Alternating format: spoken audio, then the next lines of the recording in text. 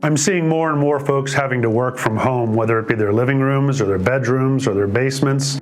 And these conditions really contribute to a lot of awkward postures when folks have to work at makeshift workstations. My main piece of advice for employees who do have to work from home: be careful not to work too many long hours on a laptop computer. Laptop computers weren't designed for 4, 6, 8 hours of continuous work. The keyboard can't adjust independently from the screen, and those touchpads are just terrible to use for longer periods of time. My main recommendation for employees having to work from home these days: invest in a separate docking station, monitor screen, keyboard, and mouse, so that these items can be positioned independently, so you can get your home workstation set up optimally so you can work in more comfortable postures.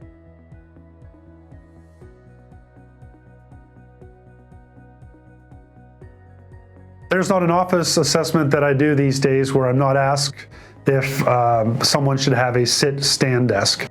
They've become very popular over the past 10 years, and I think for some employees they're a very, very good idea, especially those that find it difficult or uncomfortable to sit for long periods of time. However, I don't think sit-stand desks are for everyone. A trend that I've been noticing is a year after receiving a sit-stand desk, some folks start to not use the standing portion very much and spend more of their time sitting. And there are some types of sit-stand desks that can actually raise the work surface when you are seated, and that can be problematic for folks that do end up spending most of their time sitting. So in general, I think sit-stand desks can be a good idea, but they're not for everyone, and I think it's important to have your own individual assessment of your workstation to make sure that it is the best option for you.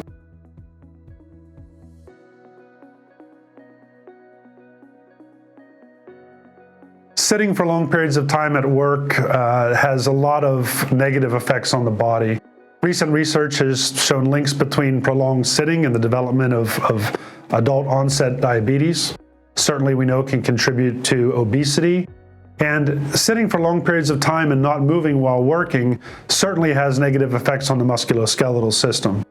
I recommend for folks that I work with that they stand, get up, do some light stretching, take a short walk at least once an hour when they are having to do a lot of seated computer work.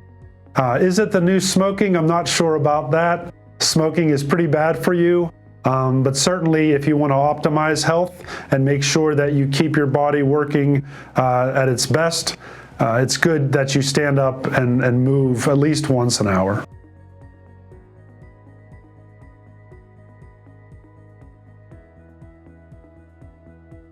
We've come a long way with ergonomic equipment over the past decade. Task chairs have gotten very, very adjustable. Most models nowadays will allow you to adjust the seat pan height, the backrest angle, the armrests, and some even allow you to adjust the seat pan forward and backward to optimize comfort. Most chairs have gotten to a place where they have a nice range of adjustable features, and employees don't have to spend $400 or $500 in order to get a good chair these days. There are a lot of lower-end chairs that aren't very expensive, but still offer those good ergonomic adjustable features.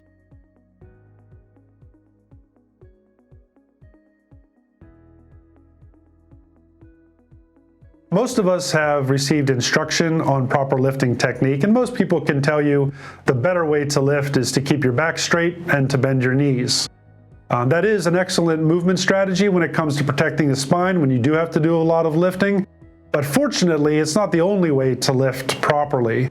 Some folks aren't able to bend their knees or squat down whenever they have to lift a heavy object. So for those folks, there are alternative techniques that I teach every day. One of my favorite is called the golfer's lift, where if you have to lift a small object from the floor, instead of bending your back forward, to reach forward with one hand and let your back leg come up off of the floor, pick that small item up, and then return to a standing position.